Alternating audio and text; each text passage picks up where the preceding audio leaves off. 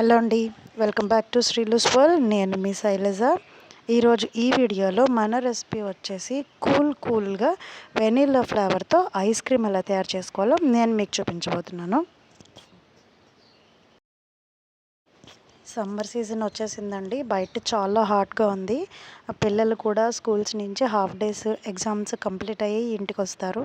So వాళ్ళకు ఒక చిన్న కాంప్లిమెంటరీగా ఎంకరేజ్మెంట్గా ఈ ఐస్ క్రీమ్ చేసి పెడితే పిల్లలు చాలా హ్యాపీగా ఉంటారు. అలాగే దీంట్లో ఎలాంటి ప్రిజర్వేటివ్స్ వేయట్లేదు కాబట్టి పెద్దవాళ్ళు కూడా తినచ్చు. మరి ఇంకెందుకు ఆలస్యం, ప్రాసెస్లోకి వెళ్ళిపోదామా? సో ముందుగా ఒక మందపాటి గిన్నెలో, అది స్టీల్ అయినా పర్వాలేదు, సిల్వర్ అయినా పర్వాలేదు. సిల్వర్ గిన్నె అయితే కొంచెం బెటర్ అని చెప్పేసి నేను దాన్ని యూజ్ చేశాను. ఒక 2 గ్లాసెస్ పాలు తీసుకోవాలండి. కాచి చల్లార్చిన పాలు నేను వాడుతున్నాను. మీరు కావాలంటే పచ్చి పాలైనా వాడుకోవచ్చు. సో ఇక్కడ ఏ గ్లాస్ అయితే వాడానో అదే గ్లాస్ని మీరు మిగిలిన ఇంగ్రీడియంట్స్ కూడా యూజ్ చేయొచ్చు. సో ఒకే గ్లాస్తో ఒకే కొలతతోటి చేసుకున్నట్లయితే రెసిపీ అన్నది చాలా పర్ఫెక్ట్గా వస్తుంది. సో లో మీడియం ఫ్లేమ్లో పెట్టుకుని పాలని బాయిల్ చేయాలి. సో అవి కొద్దిగా గోరువెచ్చగా అవుతున్నప్పుడే దాంట్లోంచి ఒక 2 టేబుల్ స్పూన్ మిల్క్ తీసుకుని పక్కన పెట్టుకోవాలి. దీంట్లో ఒక 2 టేబుల్ స్పూన్ కార్న్ఫ్లోర్ని వేసుకుని ఉండలు లేకుండా బాగా కలుపుకోవాలి. అలా కలుపుకొని ఈ మిక్చర్ని పక్కన పెట్టుకోవాలి. సో దీనికి స్పూన్ సరిపోతుందండి. విస్కర్లు అలాంటివి ఏమీ అవసరం లేదు. జస్ట్ కార్న్ఫ్లోర్ అన్నది పాలల్లో చాలా ఈజీగా డిజాల్వ్ అయిపోతుంది. సో ఇలా కలుపుకొని మిక్చర్ని పక్కన పెట్టుకొని, పాలు చూసారా పొంగుతున్నాయి.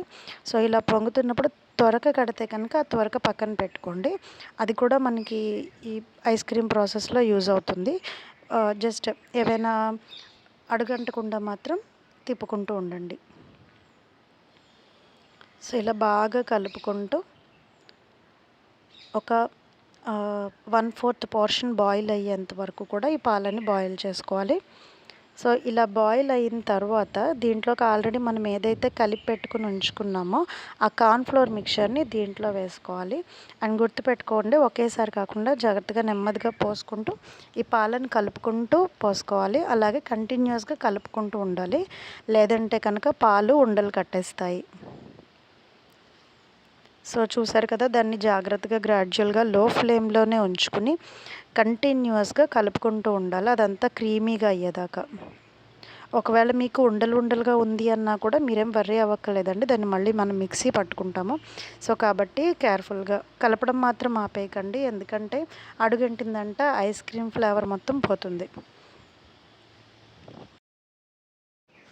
సో ఇలా బాగా కలుపుకుంటూ అది దగ్గర పడిన తర్వాత కొంచెం చిక్కబడి కన్సిస్టెన్సీ ఇప్పుడు నేను చూపించినట్టు వచ్చిన తర్వాత దీనిలోకి ఒక 1/2 గ్లాస్ షుగర్, నేను ఇందాక ఏదైతే మిల్క్ యూస్ చేశానో గ్లాసు, అదే గ్లాస్తో 1/2 గ్లాస్ షుగర్ యాడ్ చేశానండి.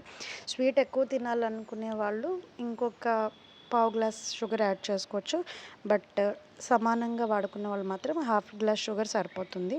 సో షుగర్ అంతా కూడా బాగా కలిసి ఆ మిక్చర్ అనేది కొంచెం దగ్గర పడేదాకా కలుపుకుంటూ ఉండాలి. సో ఇలా బాగా దగ్గర పడి మనకి గరిటె జారుగా ఈ కన్సిస్టెన్సీ వచ్చిన తర్వాత స్టవ్ ఆఫ్ చేసుకుని దీన్ని చల్లారి పెట్టుకోవాలి. సో ఇది బాగా చల్లారి ఇలా గట్టిగా అయిపోతుందండి. సో ఇప్పుడు దీన్ని ఒక మిక్సీ బౌల్లో వేసుకుని మనం మిక్సీ చేసుకోవాలి. అలాగే నేను ఇందాక మీకు చెప్పాను కదా, పాల మీగడ ఆల్రెడీ మనం బాయిల్ చేస్తున్నప్పుడు మీగడ వస్తే అది, లేదు మన ఇంట్లో రోజు మనం పాలు కాచుకున్న తర్వాత మీగడ పక్కన పెట్టుకుంటాం కదా, ఆ మీగడ కూడా వేసుకుని మిక్సీ చేసుకోవచ్చు. మీగడ లేదంటే కనుక మీరు స్కిప్ చేయొచ్చండి. టెక్స్చర్ స్మూత్గా రావడానికి ఈ మీగడ అన్నది యూజ్ చేస్తాం. సో దీన్ని చక్కగా ఫస్ట్ స్టెప్లోనే గ్రైండ్ చేసుకోండి, మరి 2-3 స్టెప్స్ దాకా పెంచేసుకోకుండా. సో క్రీమీగా ఇగో ఇలా బబ్లీగా వచ్చిన తర్వాత దీన్ని ఒక ఎయిర్ టైట్ కంటైనర్లో వేసుకుని ఒక కవర్ కానీ, మీ దగ్గర అదే అల్యూమినియం ఫాయిల్ కానీ ర్యాపర్స్ కానీ ఉంటే వాటితో కవర్ చేసుకుని ఫ్రీజ్లో 6 to 8 అవర్స్ వరకు మనం ఫ్రీజ్ చేసుకోవాలి. సో ఇలా ఫ్రీజ్ చేసుకున్న తర్వాత ఇది జస్ట్ లైట్గా క్రీమీగా అవుతుంది, గట్టిగా అయితే అయిపోదు. ఇప్పుడు దీన్ని మళ్ళీ మనం ఇంకొకసారి మిక్సీ బౌల్లో వేసుకుని మళ్ళీ మిక్స్ పట్టుకోవాలి, గ్రైండ్ చేసుకోవాలి. సో ఇలా రెండోసారి గ్రైండ్ చేసుకున్న తర్వాత చూసారా మనకి బబ్లీగా క్రీమీ టెక్స్చర్ ఎంత బాగా వచ్చిందో. ఇప్పుడు ఏదైతే ఫైనల్గా మనం ఐస్ క్రీమ్ స్టోర్ చేసుకోవాలనుకుంటున్నామో ఆ ఎయిర్ టైట్ కంటైనర్లో పోసుకుని, సో దాని మీద మళ్ళీ ఒక కవర్ కానీ లేదంటే ర్యాపర్ కానీ పెట్టుకొని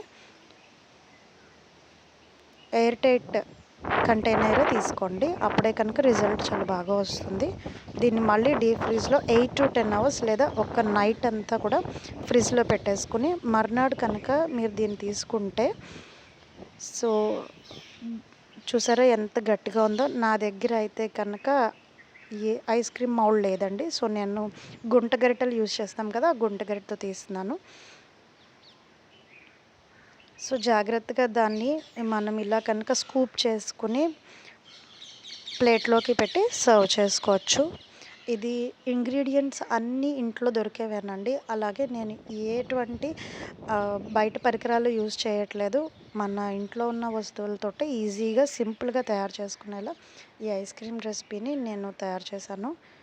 సో ప్రతి ఒక్కరూ ఇంట్లో ఈ రెసిపీని ట్రై చేయొచ్చండి. అలాగే మీరు ఈ రెసిపీ ట్రై చేసిన తర్వాత ఎలా వచ్చిందో కామెంట్ సెక్షన్లో ఇవ్వడం మర్చిపోకండి. సో దీని మీద మీకు కావాలంటే డ్రై ఫ్రూట్స్ కానీ, టూటీ ఫ్రూటీస్ కానీ, చెర్రీస్ కానీ, మీకు దేంతో కావాలంటే చాక్లెట్తో కావాలంటే చాక్లెట్ సిరప్తో కానీ దాన్ని గార్నిష్ చేసుకోవచ్చు. చూసారు కదండి డెలీషియస్ వెనిలా ఐస్ క్రీమ్.